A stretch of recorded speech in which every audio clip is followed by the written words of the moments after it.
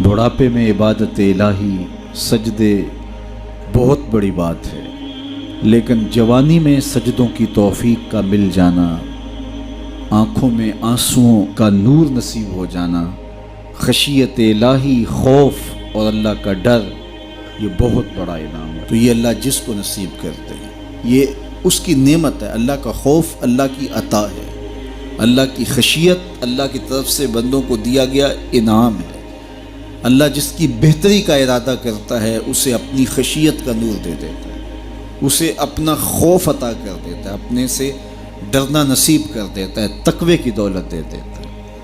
اور اگر کوئی دلیری سے کہے میں نہیں ڈرتا، یا ڈٹائی سے گناہ کرے، گناہ کرنے کے بعد بھی کئی لوگ چھاتی چوڑی کرتے ہیں، تو یہ اللہ کی ناراضگی کی دلیل ہے کہ گناہ کا موقع مل جانا اور گناہ کے بعد اترانا، سرکشی، تمرد اور اس پر بھی مسرت، تو یہ بہت بڑی حماقت اور اللہ کی رحمتوں سے دوری کی دلیل ہے۔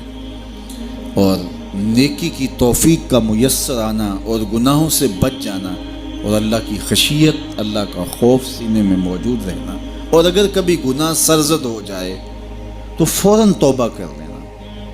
مومن کی شان یہ بتائی گئی، حضرت عبداللہ ابن مسعود رضی اللہ تعالی عنہ سے ہے کہ جب مومن گناہ کر بیٹھتا ہے تو وہ یوں محسوس کرتا ہے کہ پہاڑ تلے آ گیا، اس کے اوپر یوں ایک بوجھ لگتا ہے، جلدی جلدی تلافی کرتا ہے، توبہ کرتا ہے، رجوع اللہ کرتا ہے تاکہ مجھے معافی مل جائے۔ اور منافق کی مثال یہ ہے، گناہ کرنے کے بعد یوں محسوس کرتا ہے بدن پہ مکھی بیٹھی تھی، ہلکے اشارے سے اڑا دی۔ اور دن میں کتنی مرتبہ مکھیاں اڑاتا ہے ایک آدمی، سویر سے شام تک، شام کو سے شمار اور یاد بھی نہیں ہوتا کہ کتنی مرتبہ یہ عمل میں نے کیا ہے۔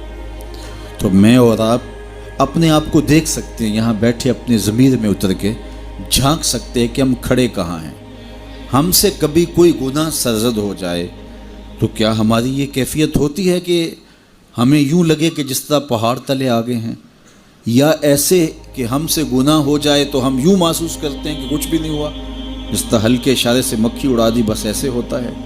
میں اور آپ اپنے آپ کو اپنے ضمیر کی عدالت میں کھڑا کر کے دیکھ سکتے ہیں کہ ہم کھڑے کہاں ہیں۔ کہیں منافقانہ روش ہمارے طرز زندگی میں تو نہیں، یا کہ وہ مومنانہ شان ہے کہ گناہ کے بعد پہاڑ تلے آ جانے کی کیفیت محسوس کرتے ہیں اور جلدی جلدی تلافی کرنے کی کوشش کرتے ہیں، بے چین ہوتے ہیں، آنکھوں سے آنسو نہیں تھمتے اور رجوع اللہ کرتے ہیں، طبیعت میں ایک ہیجان، بے تابی اور پچھتاوے کی سی کیفیت ہوتی ہے، ہم سے یہ ہو کیا گیا، ہمارا رب ناراض ہو گیا۔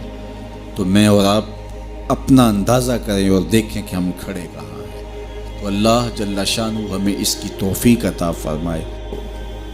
پھر اور زیادہ مضمون کی اہمیت ہو جاتی ہے کہ یہ کوئی اہم مضمون تھا جس سے قبل قسم کی جا رہی ہے۔ اب یہاں جو ارشاد فرمایا جانے لگا ہے اس سے قبل میرے رب نے رب ہو کے قسم کی ہے۔ میرا مالک تو یوں بھی کہہ دیتا تو کافی تھا، لیکن مضمون اتنا اہم ہے کہ اس کو بیان کرنے سے قبل میرے رب نے قسم کی، اور پھر قسم بھی ایک نہیں کی، 5 قسمیں کی۔ والعادیات ضبحا، قسم ہے ان گھوڑوں کی جب وہ تیز دوڑیں تو ان کے سینوں سے آواز نکلتی ہے۔ راہ حق میں جہاد کے لیے جب گھوڑے دوڑتے ہیں تو ان کے سینوں سے نکلنے والی آواز اللہ کو کتنی محبوب ہے کہ ان گھوڑوں کی قسم کی۔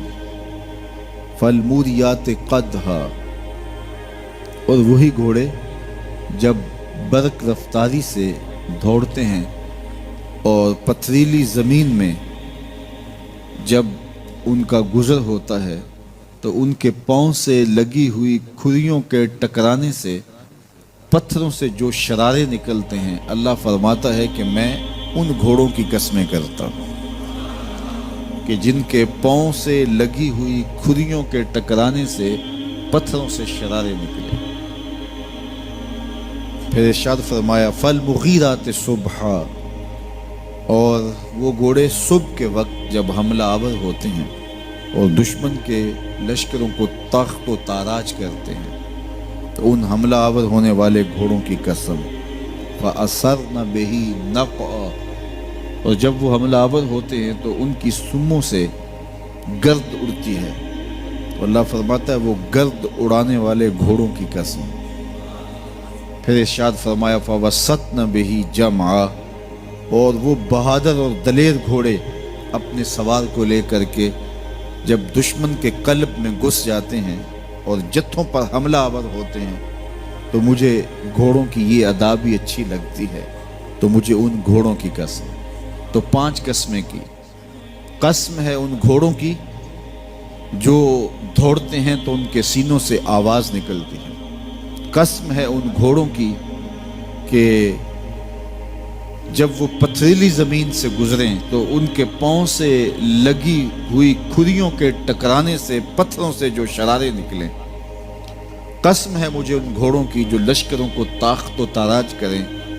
قسم ہے ان گھوڑوں کی جب وہ حملہ آور ہوں تو گرد اڑے، اور قسم ہے ان گھوڑوں کی جو لشکروں کے کلیجے چیر دیں اور آگے بڑھ جائیں اور دشمنوں کے جتھوں پہ حملہ آور ہوں۔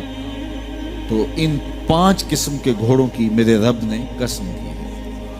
اللہ اکبر، میرے مالک ذات کے گھوڑے اور تو ان کی قسمیں کرے، تو کہا کہ یہ گھوڑے میرے محبوب کے غلاموں کے ہیں۔ اللہ اکبر، محبوب کے غلاموں کے گھوڑوں کے پاؤں سے لگی ہوئی کھریوں کے ٹکرانے سے پتھروں سے جو شرارے نکلیں رب کو وہ بھی پسند ہیں۔ ذرا غور تو کیجئے، تو ذات کے گھوڑے بھی ہوں لیکن نسبت محبوب سے ہو تو وہ گھوڑے بھی اچھے لگتے ہیں۔ اچھا ذرا آگے آ جائیے، ذات کا کتا ہے لیکن ولیوں کے سنگ جڑ گیا۔ اللہ نے اس کتے کا ذکر قرآن میں کیا بلکہ اس کے بیٹھنے کے سٹائل کو بیان کیا۔